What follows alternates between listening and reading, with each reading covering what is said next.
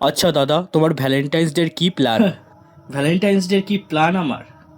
একটা সভ্য সমাজের সচেতন নাগরিক হিসেবে আমি মনে করি এই ভ্যালেন্টাইন্স ডে নামক জিনিসটাকে উপড়ে ফেলার দরকার, গোড়া থেকে উপড়ে ফেলার। কেন দাদা, উপড়ে ফেলার দরকার কেন? কেন? এটা কি আমাদের সংস্কৃতি? এটা ব্রিটিশদের সংস্কৃতি, ব্রিটিশদের ঐতিহ্য। আর 200 বছর ধরে আমাদের উপর রাজত্ব করেছিল। তাদের উৎসব আমরা কেন পালন করব? হ্যাঁ, তাদের উৎসব কেন আমরা পালন করব? কিন্তু দাদা, এখন তো এটা পালন করাই যায়, সবাই পালন করে এই উৎসব।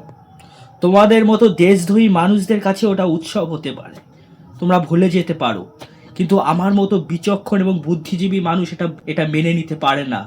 আমাদের কাছে ওটা দেশদ্রোহীর মতো জিনিস। আরে আরে দাদা, এতে দেশদ্রোহী কি আছে? হ্যাঁ, একদম দেশদ্রোহীর মতো জিনিস।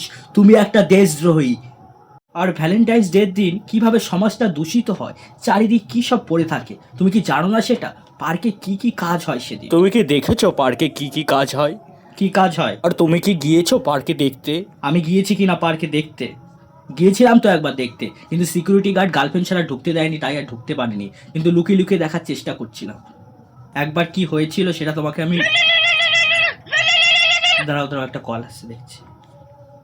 হ্যালো, হ্যালো পূজা। হ্যাঁ বল। কি? তুই আমার সাথে এবার ভ্যালেন্টাইন্স ডেতে পার্কে ঘুরতে যাবি? সত্যি?